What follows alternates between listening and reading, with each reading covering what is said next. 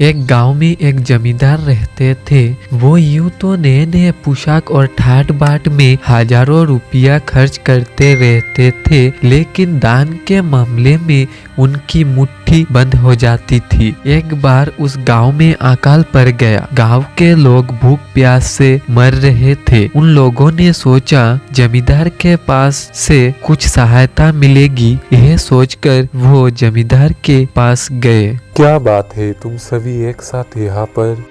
जमींदार जी, आप तो जानते हैं गांव में अकाल पड़ा है, जिसके कारण लोग भूख प्यास से मर रहे हैं। यह तो भगवान की मार है, इसमें मेरा कोई हाथ नहीं है। जमींदार जी, कृपया आप हमारी कुछ सहायता करने की कृपा करें, जिससे हम लोग दूसरे शहरों से अनाज खरीदकर अपनी जान बचा सके। आज तुम लोग अकाल से पीड़ित हो, कल पता चलेगा कहीं भूकंप आया है, परसों सुनूंगा कहीं के लोग बड़े गरीब है, 2 वक्त की रोटी नहीं जुटती। इस तरह अगर सभी की सहायता करता फिरूंगा तो मुझे ही एक दिन भीख मांगने जाना पड़ेगा। यह सुनकर सभी निराश होकर लौट गए और यहाँ पर अकाल का प्रभाव बढ़ता ही जा रहा था। भूख प्यास से लोग मर रहे थे। यह देखकर उन लोगों ने फिर से जमींदार के पास जाने का सोचा। क्या हुआ, तुम लोग फिर से आ गए? जमींदार जी, आपसे ज्यादा कुछ नहीं चाहते हैं, सिर्फ 10,000 रुपया हमें दे दे तो हम आधा पेट खाकर भी जिंदा रह लेंगे। क्या 10,000 रुपया? क्या तुम्हें 10,000 रुपया भी कम लग रहा है? और उतने कष्ट से जीवित रहकर लाभ ही क्या है? भगवान की कृपा से जमींदार जी के पास लाखों रुपया है, जैसे धन का सागर हो। उसमें से एक आधा लोटा ले लेने से जमींदार जी का क्या नुकसान हो जाएगा? मेरे पास अधिक धन है तो क्या उसे दोनों हाथों से लुटा दूं? प्रतिदिन हजारों रुपया इन सुगंधित वस्त्रों और मनोरंजन में खर्च होते हैं। यदि इनमें से ही थोड़ा सा धन इन जरूरतमंदों को मिल जाता तो उन दुखियों की जान बच जाती। खुद भिखारी होकर मुझे उपदेश दे रहे हो। मेरा रुपया है, मैं चाहे उसे उबाल कर खाओ चाहे तल कर, मेरी मर्जी। तुम लोग अगर इसी तरह बकवास करते रहे तो मुश्किल में पड़ जाओगे। इसीलिए इसी वक्त तुम लोग यहाँ से चुपचाप निकल जाओ। मुंशी जी, अभी इन्हें यहाँ से निकालो। वो सभी निराश होकर यहाँ से चले गए। 2 दिन बाद ना जाने कहाँ से एक बूढ़ा सन्यासी आया। उसने जमींदार की प्रशंसा करते हुए कहा, दाता कर्ण की प्रतीक जमींदार जी, बड़ी दूर से आपकी प्रसिद्धि सुनकर आया हूँ। कृपया इस सन्यासी की इच्छा भी पूरी कर दे। जरा पता तो चले तुम्हें क्या चाहिए, थोड़ा कम मांगो तो शायद मिल भी जाए।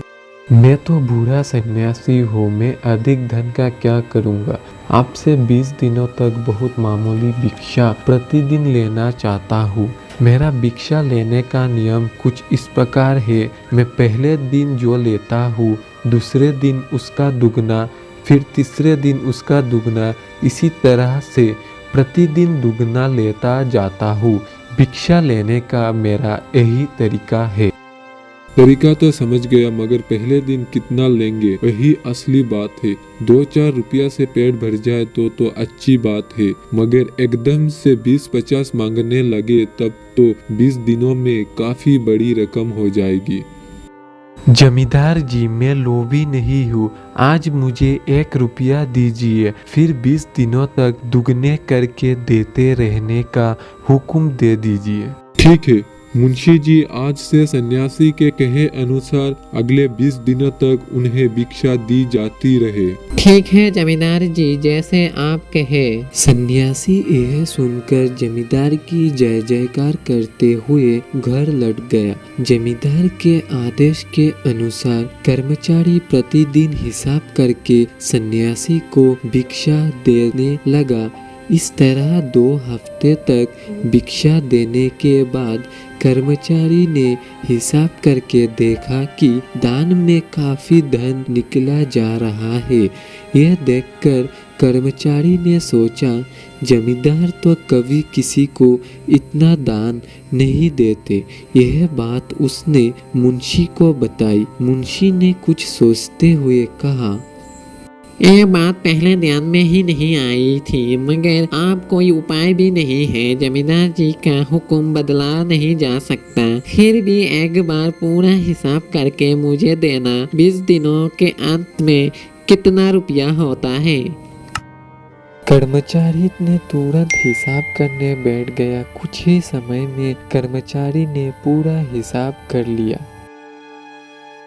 कुल मिलाकर कितने हुए? जी 10,48,575 रुपया।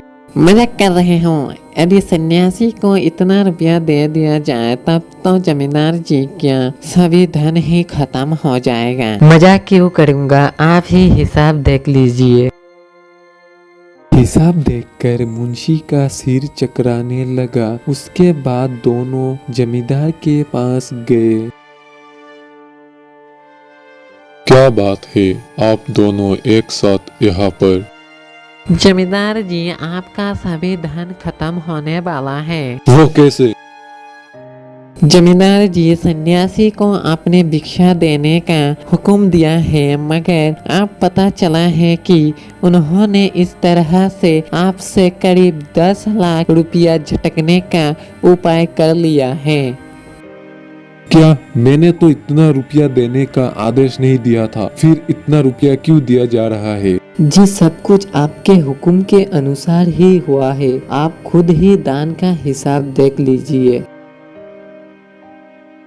जमींदार ने उसे 1-2 बार देखा। उसके बाद वो बेहोश हो गया।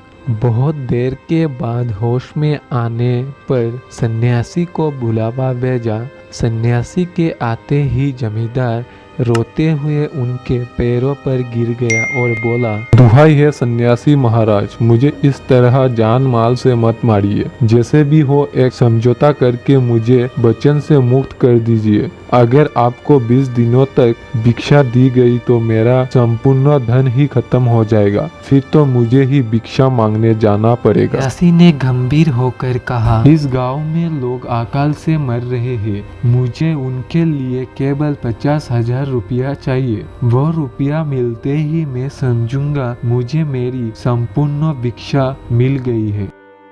परंतु उस दिन एक आदमी ने मुझसे कहा था कि उन लोगों के लिए 10,000 रुपया ही बहुत होंगे। मगर आप मैं कहता हूँ कि 50,000 रुपया से एक पैसा भी कम नहीं लूंगा।